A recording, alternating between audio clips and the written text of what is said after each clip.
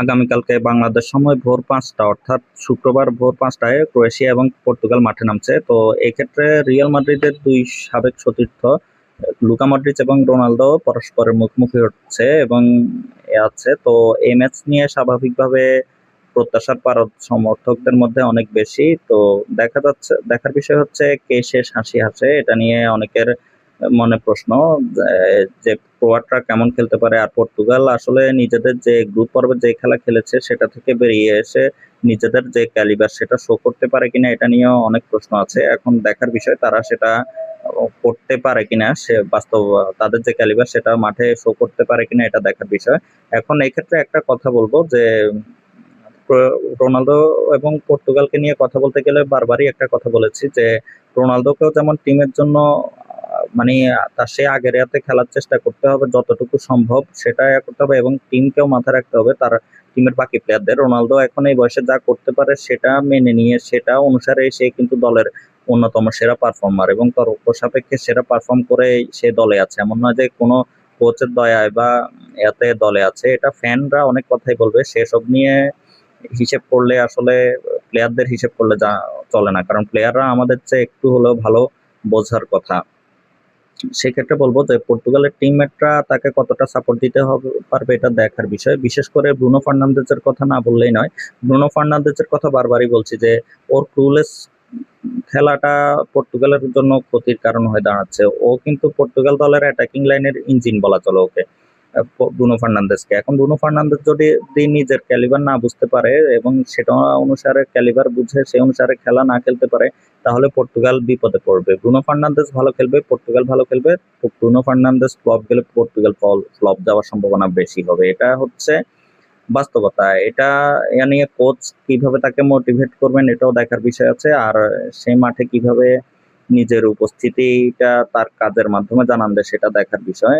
এখন যেটা পর্তুগাল এবং এতে যেটা সমস্যা হচ্ছে পর্তুগালের ক্ষেত্রে, এটা হচ্ছে আমি গতকালকে কোস্টারিকা করেছিলাম এই ইংল্যান্ডের সাথে কঙ্গো ডিআরের খেলার মধ্যে যে খেলা সেটার আগে যে ভিডিও করেছিলাম ইংল্যান্ডকে নিয়ে, সেটাতে বলেছিলাম যে ইংল্যান্ড কঙ্গো ডিআর পর্তুগালের মতো ইংল্যান্ডকে চ্যালেঞ্জ জানাতে পারবে না। কারণ হচ্ছে ইংল্যান্ডে হ্যারি কেন এবং জুড বেলিংহাম আছে, এরা দুইজন টিমের সাথে যেভাবে লিঙ্ক করে খেলে, জুড বেলিংহাম যেভাবে যে কোনো পজিশনে খেলছে টিমের প্রয়োজনে, এবং কি হ্যারি কেন যেভাবে টিমের সাথে লিঙ্ক আপ করছে খেলাতে, গেম প্লে বিল্ড আপ করছে, এটা কিন্তু বিশাল বিষয়। এটার কারণে দেখা যাবে যে ইংল্যান্ড ঠিকই ম্যাচ বের করে নেবে এবং কঙ্গো ডিওর কিন্তু যথেষ্ট ভালো খেলেছে, প্রথমে গোল দিয়ে ফেলেছিল কিন্তু তারপরেও ইংল্যান্ড কিন্তু ঠিকই ম্যাচ বের করে নিয়েছে এতে। তো পর্তুগালের ক্ষেত্রে যেটা বলবো, পর্তুগাল কিন্তু উজবেকিস্তানের সাথে ম্যাচটা ছাড়া আর দুই ম্যাচে নিজেদের ক্যালিবারের কিছুই শো করতে পারেনি, যার কারণে তারা গ্রুপ রানার্স আপ হয়ে অন্য অর্ধে পড়েছে। এবং একদিক থেকে এটা কিন্তু খারাপ হয়েছে বলা চলে না, কারণ হচ্ছে যদিও সব প্রতিপক্ষ কঠিন, কিন্তু পর্তুগাল যদি ফাইনাল পর্যন্ত যেতে হয় তাহলে সব কঠিন অনেক প্রতিপক্ষকে পাবে। তো এর মধ্যে আজকে ক্রোয়েশিয়া থেকে দিয়ে তাদের সে পরীক্ষা শুরু হচ্ছে। কিন্তু একদিক থেকে এটা পজিটিভ কেন বলছি সেটা হচ্ছে এরা কিন্তু সবাই পর্তুগালের চেনা প্রতিপক্ষ, অর্থাৎ ফাইনাল পর্যন্ত যে রোড ম্যাপ পর্তুগালের ফাইনাল পর্যন্ত যেতে হলে সেটাতে কিন্তু তারা প্রায় সব চেনা ইউরোপিয়ান প্রতিপক্ষকেই ফলো করবে। মানে প্রতিপক্ষের সাথে তাদেরকে খেলতে হবে, এটা হচ্ছে তাদের জন্য একদিক থেকে একটা অ্যাডভান্টেজ হতে পারে, কারণ আপনার প্রতিপক্ষ যখন চেনা আপনি সেই অনুসারে কিন্তু আপনার গেম প্ল্যান সেট আপ করতে পারবেন এবং সেটা এক্সিকিউট করাটাও তুলনামূলকভাবে সহজ হয়ে পড়ে। এটা একটা অ্যাডভান্টেজ আছে পর্তুগালের জন্য, যদি তারা এবার সেটা করতে পারে তাহলে তো ভালোই। তাহলে আমরা দেখবো যে পজিটিভ রেজাল্টই দেখবো পর্তুগালের ক্ষেত্রে, নয়তো বা শীঘ্রই পর্তুগালকে বিদায় নিতে হতে পারে, আর সেটা হয়তো আজকের ম্যাচে হয়ে যেতে পারে। এটা অবাক হওয়ার কিছু নেই। পর্তুগালকে নিয়ে আসলে আমরা যতটুকু প্রত্যাশা করেছিলাম, যারা ফুটবল দেখি এরা কিন্তু রাইভালরা যত কথাই বলুক, এইবার পর্তুগালের টিমটা যে মানে বিশ্বকাপে নিজেদের এ অনুসারে খেলার মতো, অর্থাৎ বিশ্বকাপ জেতার মতো যে কয়েকটি দলের নাম নিয়েছি আমরা, সেগুলোতে প্রায় প্রতিটিতে 3টি দলের নাম মিলে পর্তুগালের নাম এসেছে। অনেকে প্রথমবার দ্বিতীয় অবস্থানেও রেখেছেন। তো সেই অনুসারে তারা এখন পর্যন্ত কিছুই খেলতে পারেনি। এখন রবার্টো মার্টিনেজ কিন্তু কলম্বিয়ার সাথে ম্যাচ শেষে বলেছিলেন যে পর্তুগালের খেলা কোয়ার্টারে মানে দ্বিতীয় পর্ব থেকে সবাই দেখতে পারবেন, নকআউট থেকে সবাই দেখতে পারবেন পর্তুগালের সেরা রূপ। তো এখন আমরাও সেটার প্রত্যাশায় রইলাম।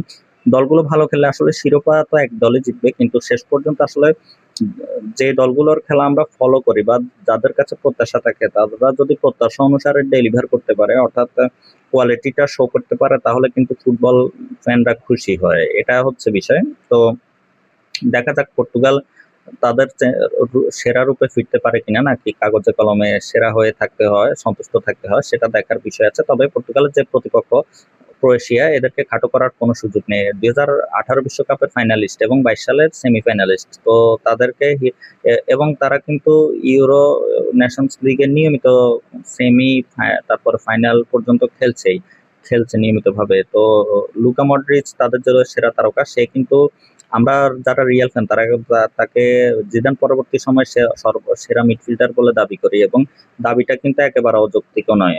কারণ কি, তার পক্ষে তার রেকর্ডই কথা বলে। আপনি জাভি ইনিয়েস্তাকে অনেকে এরা এগিয়ে রাখেন যে এতে আছে। এক্ষেত্রে একটা বিষয় আমি বলি, আমার ক্ষেত্রে যুক্তি দিতে গেলে বলি, লুকা মডরিচকে নিয়ে যুক্তি দিতে গেলে এটাই বলি যে লুকা মডরিচ কিন্তু ন্যাশনাল এবং ক্লাব দুইটাতেই ভিন্ন প্রতিপক্ষ পেয়েছে, ভিন্ন গেম, মানে ভিন্ন খেলার ধরন, যেটা ভিন্ন ভিন্ন গেম স্টাইলের সাথে মানিয়ে নিয়েছে এবং সেখানেই নিজের ক্যালিবার শো করেছে। অথচ অন্যদিকে জাভি ইনিয়েস্তা কিন্তু এক টিকি টাকার উপরে নির্ভরশীল, মানে ওইটার উপরেই খেলেছে এবং নিজেদের সেরাটা দিতে পেরেছেন, এবং ক্যারিয়ার কিন্তু একটা নির্দিষ্ট সময়ের পর তাদের ক্যারিয়ার আর ইয়া হয়নি, অবসর নিয়ে নিয়েছেন। তো এই যে লুকা মডরিচের যে লংজিভিটি, এটা একটা বিষয় তো আছে সাথে।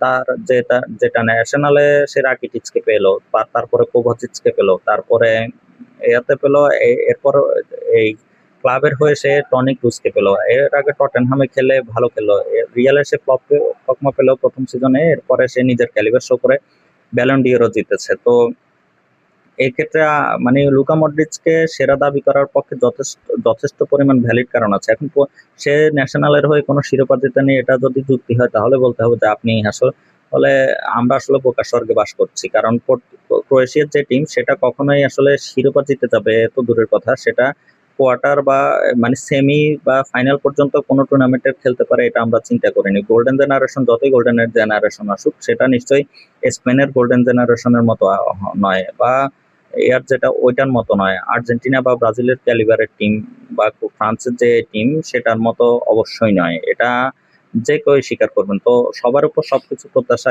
করলে হয় না। যেমন তো এই ক্ষেত্রে বলবো যে আপনি তাকে সেরা না মনে করতে পারেন, সেটা ভ্যালিড রিজন থাকতে পারে, কিন্তু শিরোপা, ন্যাশনালের শিরোপার এতে সবাইকে এক পাল্লায় আসলে মাপতে গেলে ওইটা আসলে ভুল হওয়ার বা ইনজাস্টিস হওয়ার সম্ভাবনা আছে, এটাই বলবো। তো যাই হোক, সে লুকা মডরিচ আসলে আমরা দাবি করি সেটা ঠিক, কিন্তু এটা আমি প্রতিষ্ঠা করতে এখানে লুকা মডরিচকে নিয়ে কথাটা বলছি না। বলার কারণ হচ্ছে লুকা মডরিচের যে ক্যালিবার, সেটা সম্পর্কে জাস্ট একটা ধারণা দেওয়ার জন্য। লুকা মডরিচ এই বয়সেও সে এসি মিলানে গিয়েও যে খেলা খেলেছে, এটা অবিশ্বাস্য। এবং এই বয়সে মেসি রোনালদোর সাথে সাথে সেও নিজের এই যে ক্যারিয়ারের যে লংজিভিটি, এটা কিন্তু বিশাল বিষয়। তো দেখা যাক লুকা মডরিচ এবং তার ক্রোয়েশিয়া পর্তুগাল কেমন চ্যালেঞ্জ জানাতে পারে পর্তুগালকে, আর পর্তুগালও বা এটা কিভাবে স্টেপ আপ করে, অর্থাৎ করতে পারে, এক্সপোজ করতে পারে, সেটা দেখার বিষয়। অপেক্ষায় রইলাম তারা কি করে, এটা আর কি। রোনালদোর উপরে আলাদা করে আসলে আর কিছু বলার নেই, রোনালদো তো রোনালদো কি করে না করে সেটা এমনিতে সবার রাডারে থাকবে, সেগুলো নিয়ে না বলি। তো আপনাদের কি মনে হয় যে কে জিততে পারে এবং কত গোলে জিততে পারে, সেসব কমেন্টে চাইলে জানাতে পারেন। আর কমেন্টে দেওয়া লিঙ্কে ক্লিক করে আমার ইউটিউব চ্যানেল দ্য স্পোর্টস ল্যাবে সাবস্ক্রাইব করে রাখতে পারেন, যাতে আমার ভিডিওগুলো নিয়মিতভাবে পেতে পারেন। ধন্যবাদ সবাইকে, ভালো থাকুন, সুস্থ থাকুন।